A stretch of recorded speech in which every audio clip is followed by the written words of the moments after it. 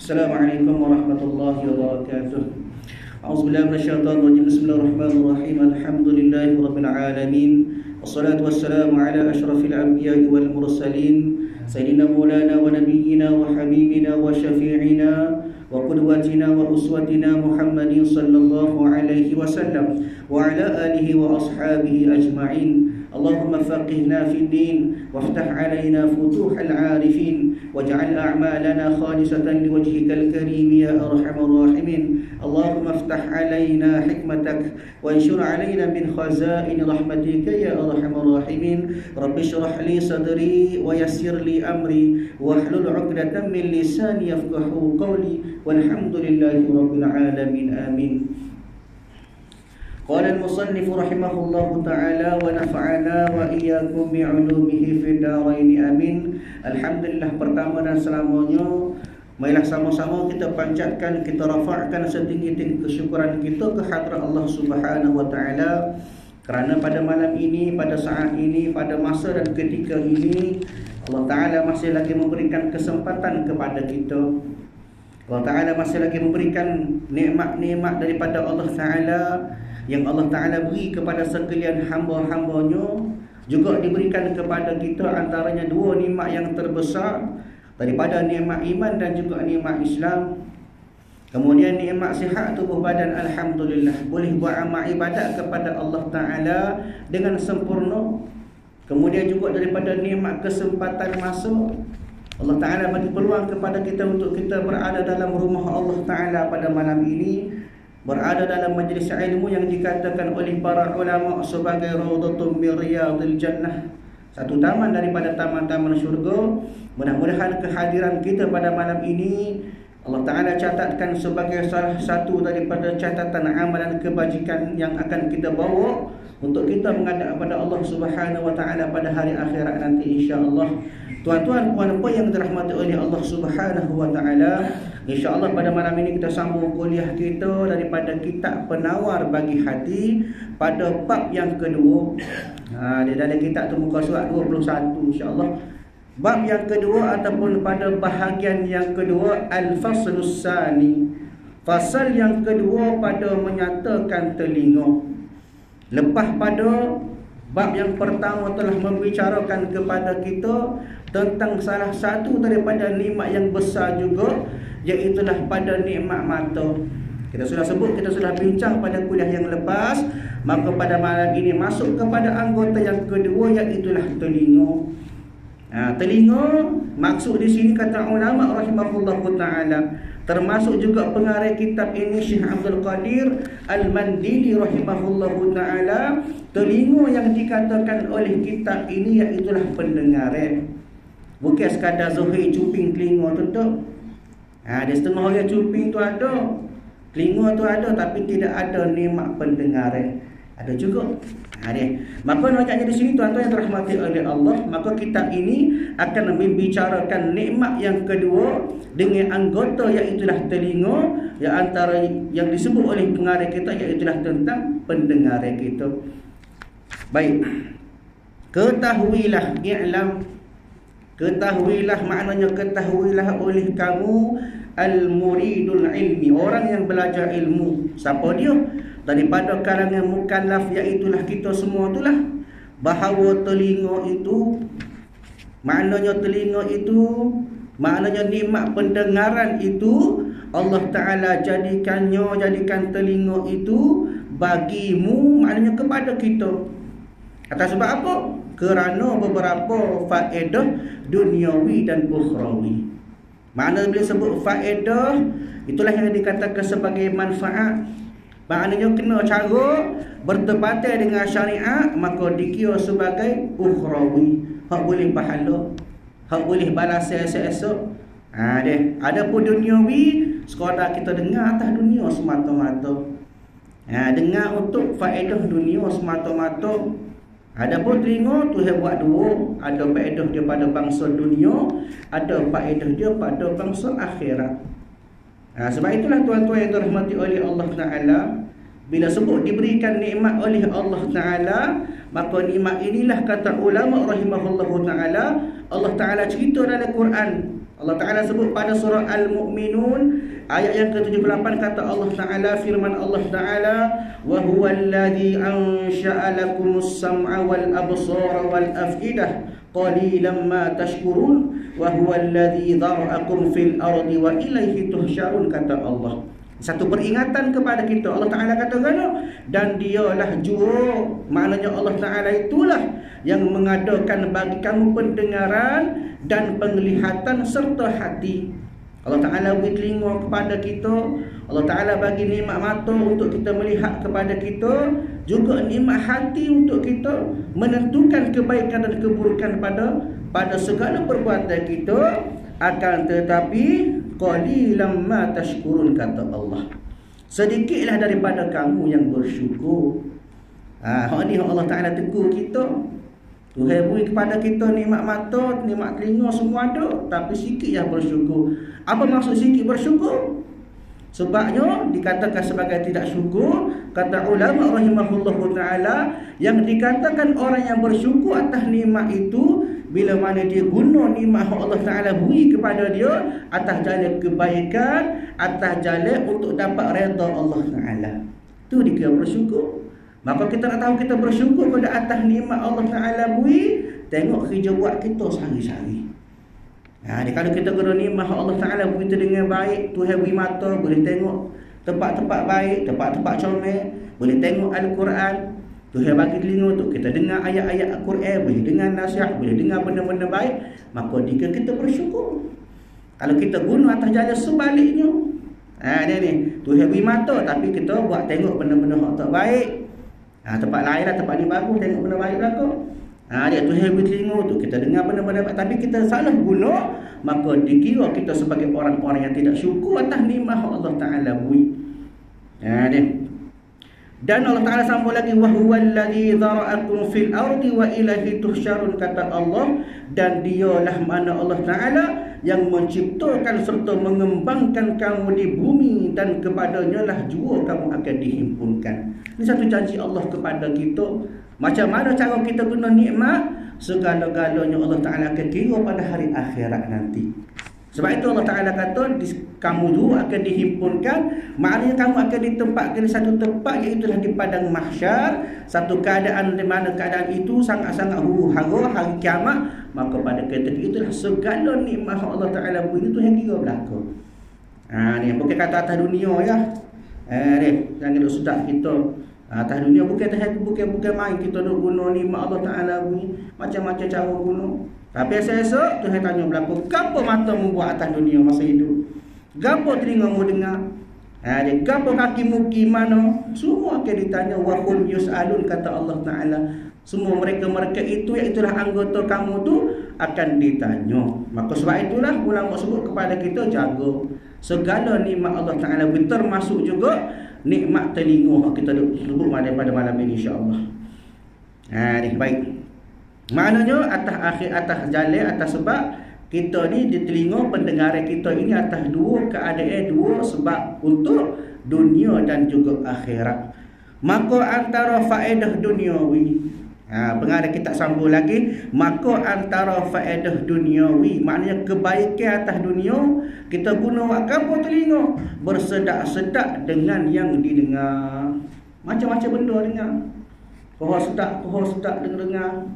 Dia lagu tak lagu, segala-gala, nasib tak nasib, Quran tak Quran, semua kita dengar. Maknanya atas dunia boleh dengar. Tetapi tengok pula apa kita dengar. Sebab benda sedap, benda yang elok untuk kita dengar, tak semestinya benda tu Allah Ta'ala redha.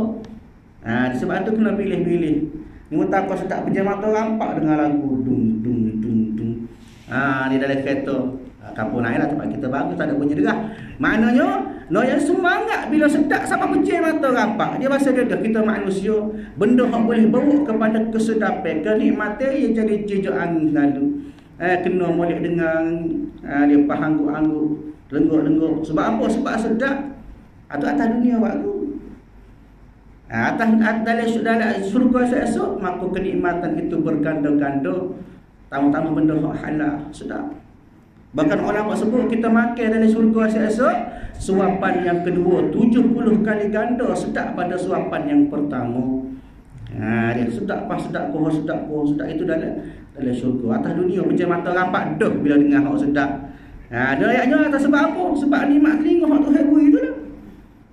Kalau kita tak ada nikmat pendengar, maka kita tak boleh rasa sedap lagu tersebut, tak boleh rasa sedap benda yang kita dengar. Maka dikira sebagai faedah ataupun kelebihan ataupun kebaikan duniawi boleh dengar hak sedap-sedap dengan benda yang didengar itu melalui nikmat pendengaran. Dia baik. Kemudian disambung lagi, membawa kepada memahami segala perkataan yang didengar. Maknanya menyampaikan ia, membawa ia tu, kita tu sebagai manusia kepada memahamkan segala perkataan yang didengar. Bila kita dengar, kita faham, itu nikmat telinga, nikmat pendengaran. Kalau tak ada, maka tak dengar. Bila tak dengar, kita tak faham. Kalau kita ada nikmat pendengaran, kita dengar dengan baik, maka boleh jadi faham segala benda yang kita dengar. Itu yang dikatakan sebagai faedah kebaikan dia. Baik. Dan setengah daripada segala faedahnya yang bangsa akhirat itu, gapo dia? Mendengar ia akan Quran. Hak ni bawa kepada faedah ukhrawi, faedah bangsa akhirat. Maknanya boleh pahala esok-esok. Kita kadang-kadang dengar ni tak kira dah dunia ke akhirat. Aku asal sedap dengar telengguk kita. Pak lain lah tempat ni tu. Maknanya bila sedap dengar, maka hak lebih baik lagi kita dengar benda hak sedap itu daripada Al-Quran. Dia dengar orang ngaji, dengar orang taranum. Maknanya bila sedap, maka boleh bawa kepada hawalah, kepada kemanisan kita. Dia kau sedap, kau minat kita. Dia kau sedap, kau jadi tertarik kita dengan Al-Quran. Lepas hak orang tak sedap tu lagu mana?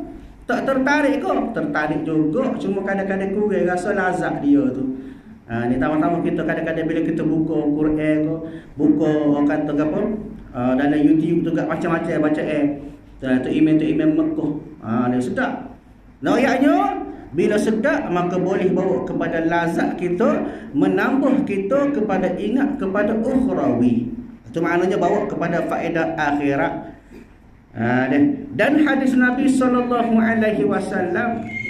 molek juga dengar. Sebab apa? Benda ni boleh bawa kepada benda yang dikatakan sebagai ukhrawi, bawa kepada akhirat. Dia hak ni lah patut kita dengarnya. Kadang-kadang duduk dengar benda lain, tak dengar Quran sehari-hari. Dia start pagi radio, petang radio, tengah hari radio. Tak ada pengisian untuk kita dengar Al-Quran.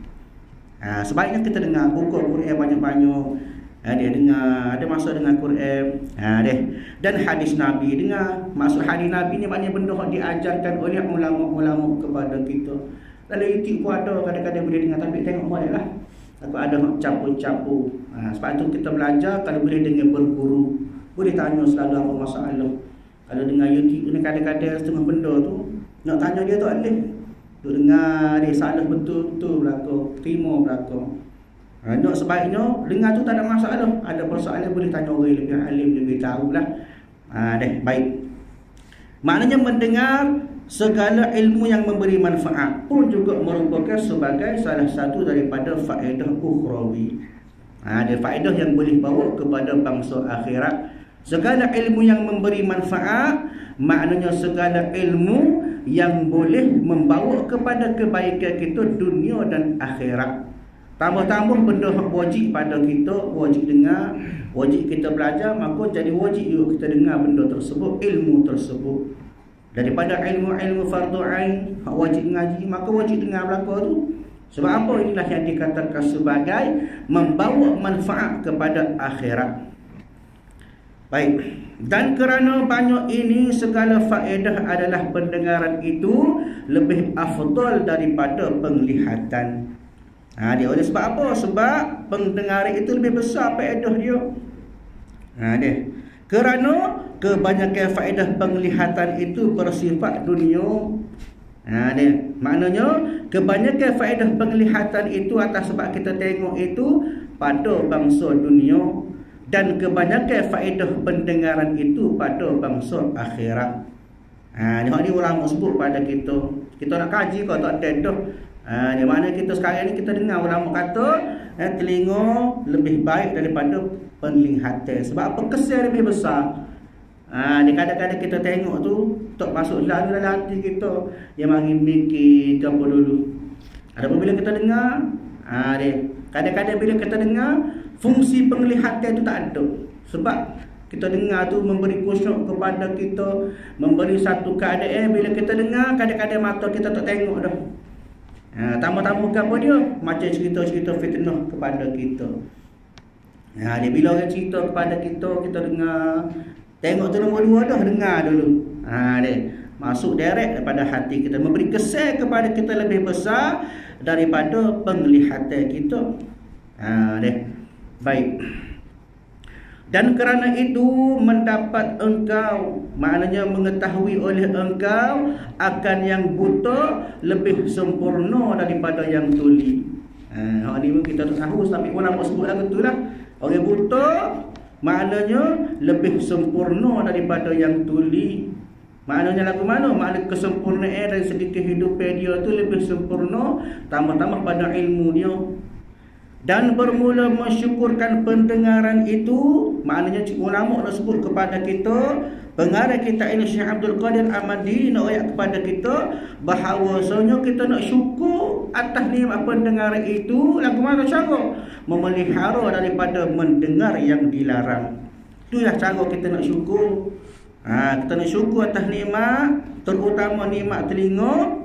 Maka kita kena tahan, kena jaga, kena pelihara daripada benda-benda hak dilarang untuk kita dengar.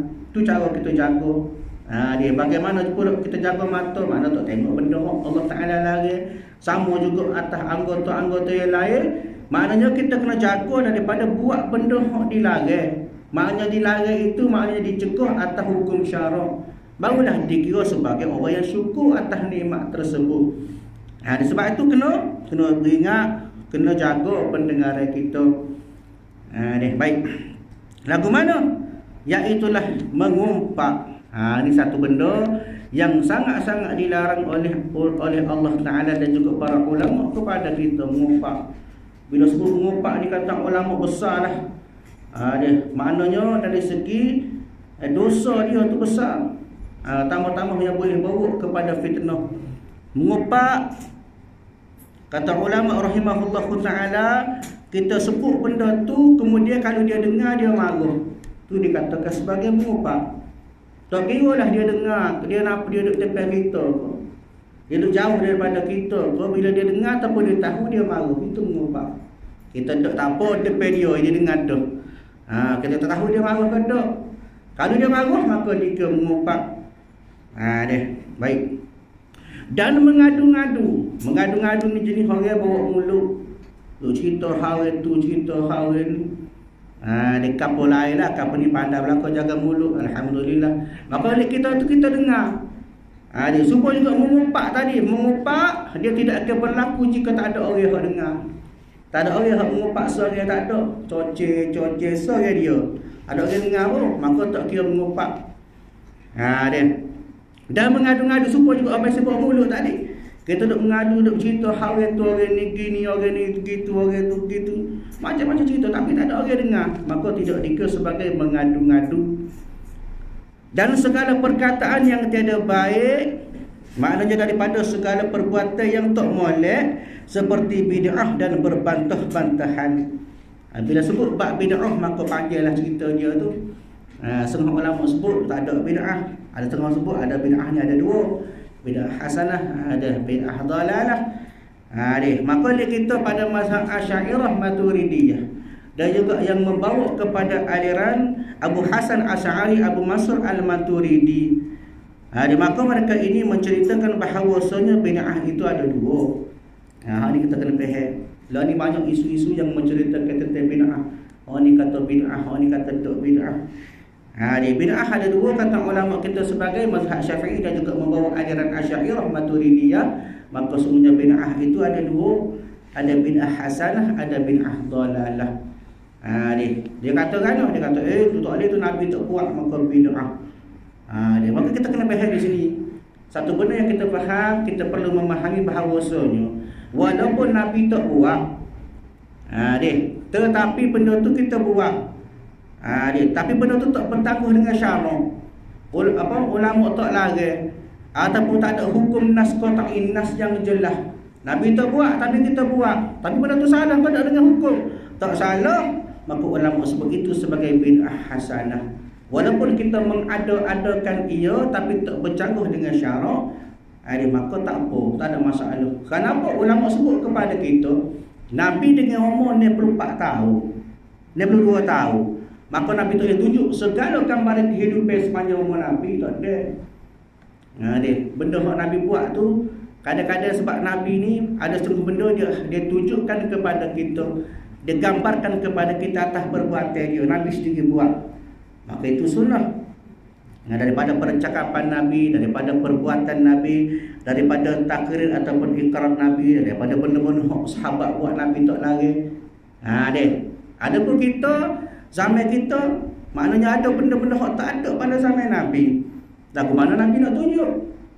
Begitu juga benda-benda yang Nabi tak ada tunjuk.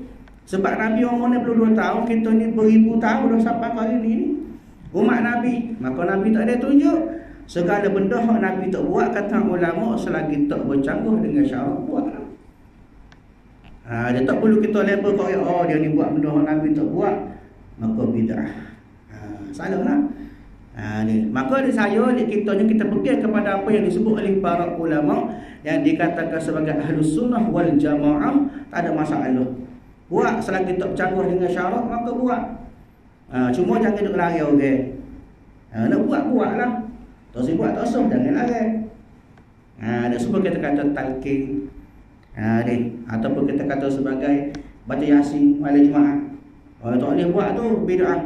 Bapa Nabi tak buat. Maka tengok kembali kepada hukum. Ada kedak ulama, ada kedak nas lagi kita baca Quran yasin pada malam Jumaat. Kalau tak ada lagi, tak ada masalah. Syarak tak lagi, boleh buatlah. Kecuali ada dalil nas jelas mengatakan, maka disebut oleh ulama sekian-sekian haram baca yasin, baca Quran pada malam Jumaat. Maka itu yang dikatakan sebagai hukum kata itu tak boleh buat. Setakat ni tak ada lagi. Ulama sebut kepada kita benda-benda yang dikatakan bid'ah itu hak syarak lagi, hak hukum lagi, maka buatlah. Kita berasa malu tak sebuat, gitu je lah. Ni kita duduk lagi. Jadi masalah lah. Orang nak buat pahala, selagi boleh pahala, selagi tak bercakap dengan syarak, maka buat, walaupun Nabi tak buat.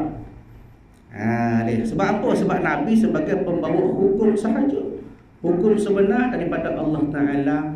Hukum tak lari, walaupun Nabi tak buat, maka kita buat, tak ada masalah. Cuma jangan paksa. Jangan perlu kata-kata jadi tak boleh kalau tak baca yasin malam Jumaat, tak boleh, kena baca. Maka jangan kita buat lagu tu pula. Itu kita panggil sebagai kita ni sebagai istinbat hukum. Kita buat hukum tak boleh. Jangan paksa. Buat, tak ada masalah, buatlah, boleh pahala. Nak lari tak boleh lari. Sebab apa? Tak ada hukum. Kau tak ada hukum jelas sebut tak boleh buat. Begitu juga mengatik tahlil dan sebagainya.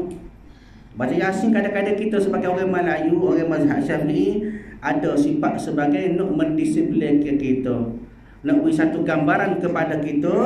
Kalaulah kita tak ajar daripada berkat orang tua, jadi kita tak buat.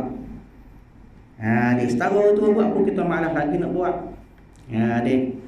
Maknanya selagi hukum tak lari, syariat tak meneguh kita, maka buat, tak ada masalah. Ikut orang lah dia mana kata bid'ah kau apa, selagi kena dengan hukum buat, tak ada masalah. Maknanya hak dilari ni, kata-kata dilari seperti bid'ah dan berbantah-bantahan ni hak jelas. Maksud jelas lagu mana? Nabi tak buat, kemudian ada hukum yang meneguh ataupun melarang benda tersebut. Maka tak boleh. Maka kita sebut saja lagu tu lah. Hak tu jangan duk dengar orang sebut benda-benda bid'ah. Hak memang Nabi tak buat, dia ada hukum qat'i, hukum jelas royak kepada kita, tak boleh buat. Tiba-tiba kita pun dengar orang duk kata. Tu tak boleh. Dan berbantah-bantahan. Berbantah-bantahan ni kata ulama, orang yang suka berdebat-debat. Sekarang ni banyak isu-isu yang ditimbulkan walaupun benda tu sudah jelas ulama sebut kepada kita. Sebagaimana hukum bid'ah tadi lah, ulama sebut siap dah, comel dah kepada kita. Itulah sebenarnya dikatakan sebagai aliran Ahlus Sunnah wal Jamaah. Dia ada garis panduan dia. Kita sampai di tahap kita nak kaji semula, nak derek dengan Nabi, nak kaji Quran, nak kaji hadis. Sedangkan ulama kita Asy'ariyah Maturidiyah, pak mazhab, kemudian mazhab-mazhab pada aliran tasawuf ada comel dah pada kita.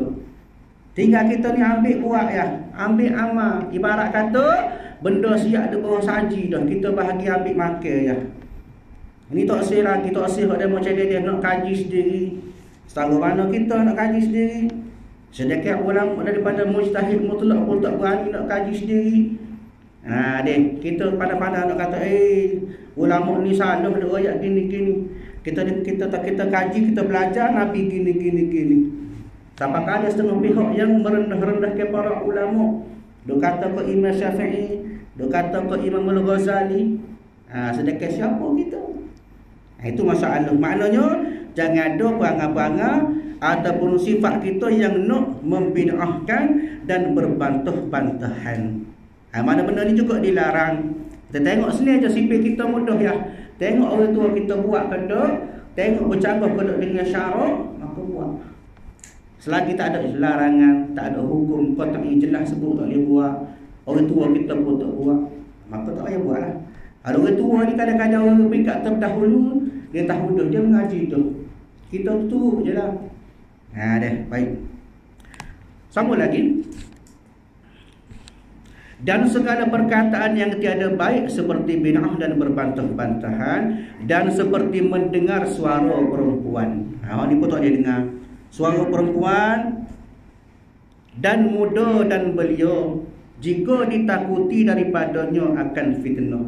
Bila sebut bab hukum suara, ada setengah ulama berbeza pendapat. Kita antaranya disebut pada Majlis Fatwa Negeri Kelantan menyatakan bacaan Al-Quran oleh perempuan maka haram. Itu kata fatwa daripada kerajaan ataupun fatwa mufti kerajaan negeri Kelantan. Sebab pendapat berbeza-beza. Baik, amal sebut di sini antaranya juga disebut oleh Allah Ta'ala sebut kepada kita dulu. Kata Allah Ta'ala, ya nisa'an nabi lastunna ka ahadin minan nisa' in ittaqaytunna fala taqda'na bil qawli fayatma'u alladhi fi qalbihi maradun wa qulna qawlan ma'rufa. Sebut dalam surah Al-Ahzab ayat 32. Allah Ta'ala katakan, wahai isteri-isteri Nabi, kamu semua bukanlah seperti mana-mana perempuan yang lain kalau kamu tetap bertakwa. Oleh itu janganlah kamu berkata-kata dengan lembut dan manjuk. Ini satu kaedah, satu had ataupun satu sekatan oleh para ulama kepada kita. Sungguh yang menjadi aurat antaranya dengan lembut dan manjuk bila bercakap dengan ajnabi. Kerana apa? Kerana yang demikian boleh menimbulkan keinginan orang yang ada penyakit dalam hati, iaitulah menaruh tujuan buruk kepada kamu, dan sebaliknya berkatalah dengan kata-kata yang baik, iaitu sesuai dan sopan. Allah Ta'ala sebut kalau isteri Nabi pun dilarang ataupun diberi amaran bila kecek dengan ajnabi yang bukan mahram kamu, maka kamu kena jaga. Jangan sampai menimbulkan suara-suara yang lembut dan manjuk. Sebab apa? Boleh bawa kepada penyakit hati kepada orang yang dengar. Ini yang Allah Ta'ala sebut.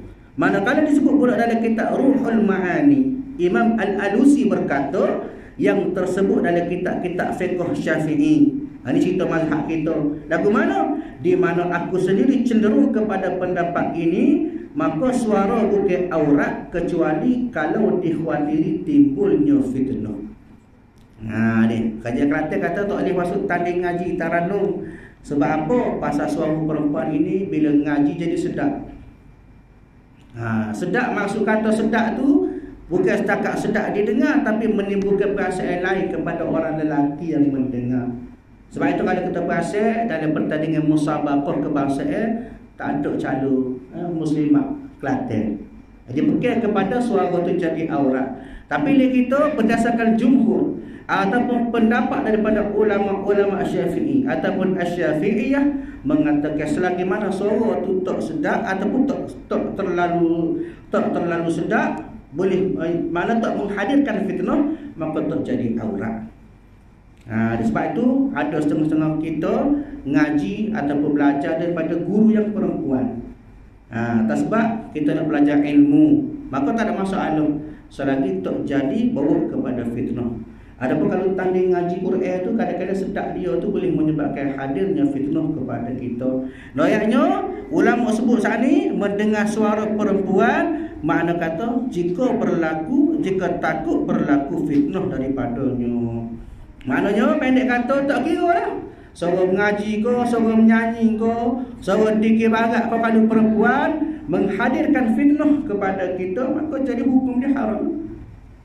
Kita kadang-kadang dia tak hirau benda-benda lagu ni. Kadang-kadang kita kecek sekali pun. Dia kecek tapi suara dia sedap bila dengar tu mari bahasa lain ke kita. Mari mikir bukan-bukan pun jadi aurat juga. Sebab itu hukum, bila sebut hukum fiqh dia berbeza-beza. Ada setengah tempat jadi harus boleh, ada setengah tempat jadi haram. Deh. Maka kitanya kita kena jaga.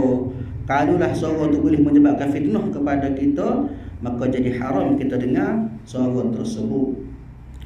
Baik. Sambung lagi. Dan seperti mendengar perkakas permainan yang diharamkan. Perkakas permainan maknanya benda-benda yang dipermainkan, benda-benda alat-alat musik dan sebagainya, maka jadi haram juga. Lagu mana jadi haram tu? Takut benda-benda ni yang dikatakan sebagai benda yang dilarang oleh ulama untuk kita dengar. Kita kadang-kadang dengar lagu ke, dengar musik ke, tak jaga dah. Haram ke, halal ke, janji sedap dengar. Apa kita pun dengar. Dia tak boleh. Maknanya kena tengok juga benda tu haram ke tak. Seperti serunai. Serunai ni sunnah lah kita fikir ada ni. Serunai ulama sebut masuk juga pada bab alat-alat yang ditiup. Sunnah ke, pipik ke, recorder ke. Maka benda-benda lagu tu maka diharamkan juga. Dan gendang. Gendang ni kata ulama disebut gendang iaitulah gendang hak tertutup pada dua belah. Alik kanan pun tutup, alik kiri pun tutup. Supaya kita kata gendang tinggi tak panjang tu kan ni. Maka ulama sebut tak boleh. Ada apa kalau gendang tu dia sebelah pihak ya. Sebab kompang ke. Tu ulama sebut tak ada masalah. Boleh. Maka kita kena beringatlah. Dan jangan engkau tertipu disebabkan mereka yang menghalalkan akan mendengar umpama serunai itu. Maknanya kita kena beringat. Kadang-kadang kata tak apa, dia tak apa dengar, janji tak boleh menyebabkan lagu. Dia lagu nombor dua tu. Sebab itu sebut di sini satu hadis Nabi sebut kepada kita. Qala Rasulullah sallallahu alaihi wasallam, "Sawtani mal'unani fid dunya wal akhirah, mizmarun 'inda ni'mata wa ranatun 'inda musibah." Rawahu al-Bazar wa Jalatu Thaqaf. Maknanya Nabi sebut kepada kita dua suara yang Allah Ta'ala laknat atas dunia dan akhirat. Gapo dia? Iaitu suara seruling ketika mendapat nikmat dan suara keluhan ketika mendapat musibah. Ini dua benda yang paling Allah Ta'ala larang lah. Yang pertama tadi suara seruling, seruna. Bila kita suka seronok, maka kita main gendang, kita tiup sekali. Maka Allah Ta'ala laknat kepada kita. Yang kedua, suara keluhan ketika dapat musibah. Bila diuji oleh Allah Ta'ala, kita mengeluh. Kita mengeluh. Suara kita tu menyebabkan ada suara keluhan kepada kita. Maka inilah yang dikatakan sebagai dua benda yang Allah Ta'ala laknat atas kita. Maka disebut oleh para ulama tiga alat yang Allah Ta'ala larang tadi. Yang pertama al-mizmar, maknanya ni hak tiup. Ini seruna, seruling, recorder, semualah bagai tiup, maka haram. Yang kedua disebut oleh ulama sebagai al-tufu. Gapo dia? Jenis rebana hak tertutup. Dua pihak. Lain ditutup, kiri tutup, kanan tutup, maka tak boleh jadi haram. Ada pun sebelum lain daripada al-tufu, maka tak ada masalah. Yang ketiga al-autar, jenis bertali. Jenis gitar, piano, biola, bagai-bagai tali, maka tak boleh juga. Kalau kita nak tengok di sini juga, kadang-kadang orang tu nak banding. Tak apa dengar satu lagu, tak apa lagu nasib. Nasib ni macam-macam. Ada hak main gitar, ni. Mana benda-benda haram, walaupun benda tu tidak lara, alat tu sendiri pun haram dah kita dengar. Kalau halal pula, tengok pula lara kodok. Boleh bawa lala kepada Allah Ta'ala kodok, boleh buat maksiat kodok. Maka itulah sebenarnya kita katakan sebagai ciri-ciri ataupun cara-cara kita nak menentukan benda tu halal kodok kita dengar ataupun haram. Maknanya tengok pada kita sendirilah, kita dengar tu setara mana. Ni maknanya nak ayat di sini bahawasanya alat-alat permainan yang diharamkan tadi maka tak boleh dengar juga. Walaupun sedap kita telengguk, terlopo dengar dia, maka tak boleh juga. Kerana apa? Kerana perkataan itu menyalahi ia akan Quran dan hadis Nabi SAW. Bukan Nabi lagi tu. Kita kadang-kadang berapa Nabi lagi, ada lagi kita nak cari buah, nak suruh jadi halal juga. Tak apa, gini. Dia tak boleh lah. Bila hukum jelas tersebut kepada kita, maka tak boleh. Maka lazimkan olehmu memelihara pendengar engkau daripada perkataan yang keji. Tak usah dengar lah. Dan yang sia-sia kerana mereka yang menuntut dengar bersangkut ia dengan mereka itu berkata-kata pada dosa perkataan yang haram itu. Maknanya hak dia mau sebut kita duk dengar, alat-alat hak bunyi kita duk dengar, maka benda tu boleh menyebabkan dosa perkataan yang haram. Supaya kita dengar benda haram daripada perkataan jugalah.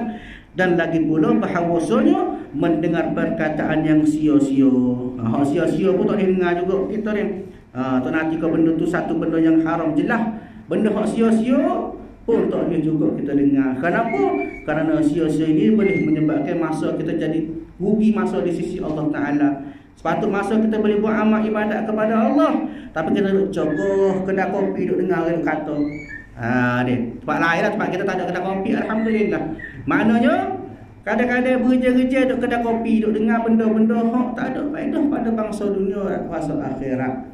Orang tu duduk cerita hal bola, orang tu duduk cerita malam Hindustan sebagainya. Kita pun jadi galik, suka dengar. Sedangkan tak ada kesan pada kita, tak ada boleh pahala ke apa, tak ada. Saja-saja bagi masuk.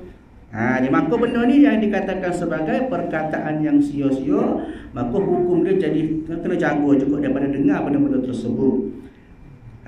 Dan keji itu maknanya daripada benda sia-sia, benda-benda yang kita dengar tu, daripada perkataan-perkataan yang keji itu, apa dia? Mendatangkan was-was ke dalam hati.